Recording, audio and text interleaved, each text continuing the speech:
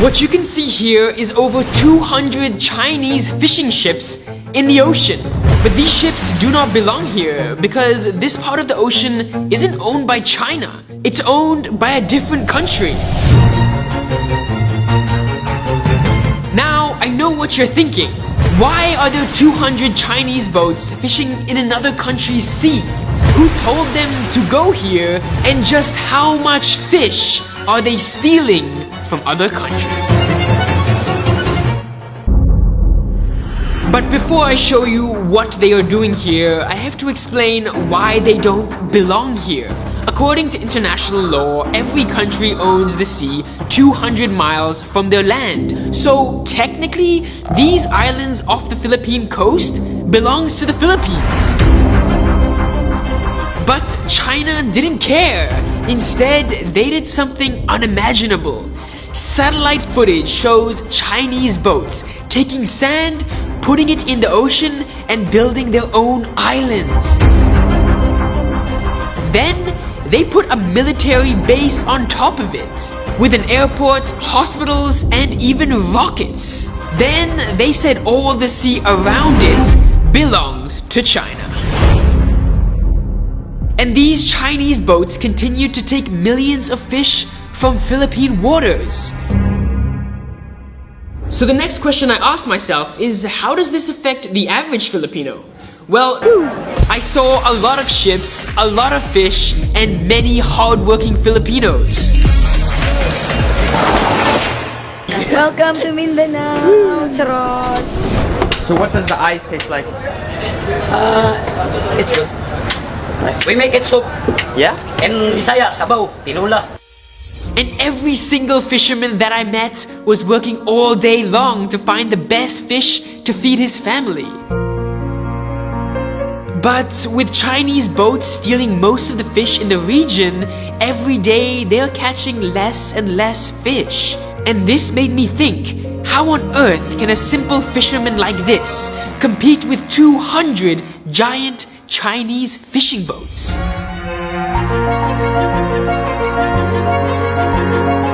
The sad reality is that men like this will lose.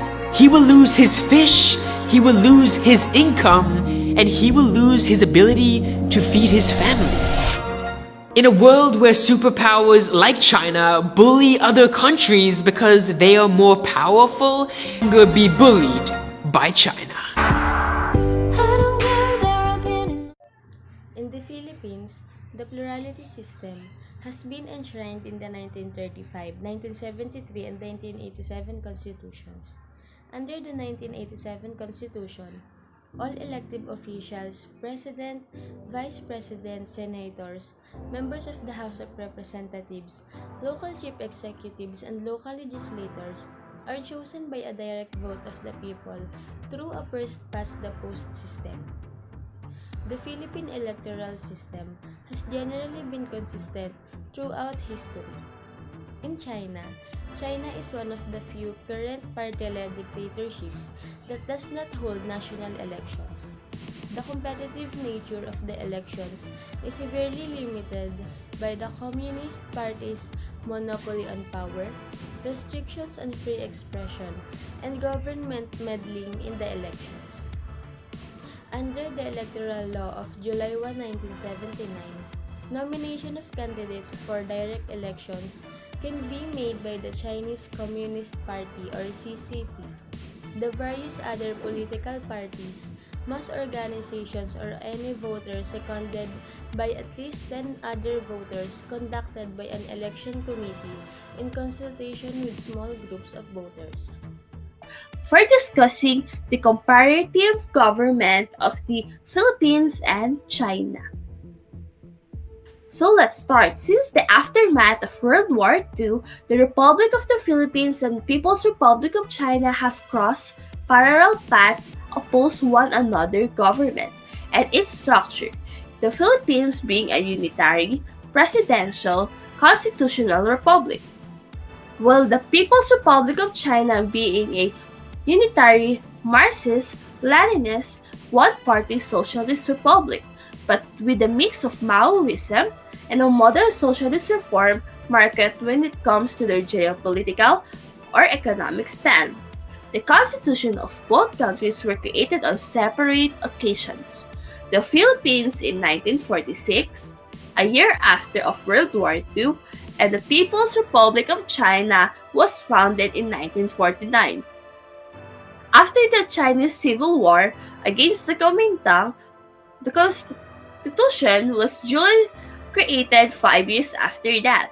I'll provide some context why it took the Chinese 5 years to create a constitution.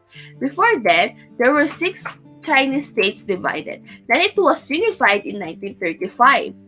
It was called Chinese United Front to battle in Second Sino-Japanese War. When Japan arrived in Nanjing, by the way, Nanjing was the capital of China before World War II and not Beijing. The massive killings were called Nanjing Massacre. Approximately 1.2 Chinese were killed. But why Japan is really into China? Simply because Japan wants the natural resources of China. The China leaders were Kuomintang, nationalist Chinese. But they were overturned by the Communist Chinese because the public supported them. The Chinese Communist Party has their first constitution in 1954, but the current constitution of the Philippines is 1987 constitution, while China have their 1982 constitution with some amendments on 2018. As for the current leaders, Mr. Rodrigo Roa Duterte is still the president of the Philippines, while Xi Jinping is the current General Secretary of the Chinese Communist Party and President of the People's Republic of China, but with a constitutional amendment that revokes the term limits. It is quite clear that Xi Jinping might be the President of People's Republic of China for future decades. The term of the President in the Philippines is 6 years and 1 term, while in Chinese, the President can serve 5 years with no term limits. The People's Republic of China government consists of legislative, executive, military, supervisory, judicial, and procuratorial branches, while the Philippines has 3 branches, which is the legislative, executive, and judiciary. So what is the supervisory? They're responsible in supervising whether the citizens are obeying the rules and regulations. The procuratorial are the prosecutors in the judiciary. That's all for the comparative government of the Philippines and China. Now, we were going to talk about China and Philippines' differences and similarities in economy. Let us first identify the differences in their economic system. China, from a socialist economy, has its transformation to a more mature one, which is the socialist market economy. It is where private enterprise exists together with market capitalism and private ownership, as it has both features of market and planning economies. On the other hand, Philippines has a mixed economy and is considered as newly industrialized economy, as it is changing from agricultural base to one with more services and manufacturing. Let me discuss its brief history. 40 years ago, China was not in the world's top 8 economies. It was only after 1978 when Deng Xiaoping, a statesman and the former leader of the People's Republic of China, introduced its new reform of opening foreign trade industry as well as investing in the main sectors of state-owned enterprises and agricultural sector, which changed China's position to be the second largest economy in the world behind only the United States. Contrarily, Philippines, from being considered as one of the Asian tigers, having its gross domestic product growth rate as the second highest in Asia during the administration of President Fidel Ramos, to being left out of this race. Here, we can clearly see the differences of China and Philippines, as the former used its advantages, thus made an effective strategic plans for it, while the latter's development is hindered by widespread poverty as well as the main significant problem of government corruption. Next point is China and Philippines' differences when it comes to their plans. China focuses on increasing its competitiveness through more efficient and advanced manufacturing in central provinces, while Philippines focuses on the power of services sector as it is considered as a strength of the Filipinos because English is considered as their second language. It gave them the opportunity to become the most popular business process outsourcing country. Let us move on now to their similarities.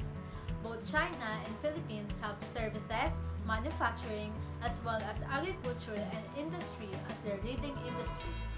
This sector provides employment to most of their population and act as the biggest contributors to their gross domestic product or GDP. Another, as Philippines consider China as its largest export market, both states export different products to one another. Integrated circuit is the product that is mainly traded by both states. During the last 24 years, both of their exports have increased on their annual rate. China have increased to its annualized rate of 16%, while the Philippines is at 18%. Okay, so why we choose Philippines and China? Philippines and China relations have lately been dominated by the territorial disputes in the West Philippine Sea. We all know that.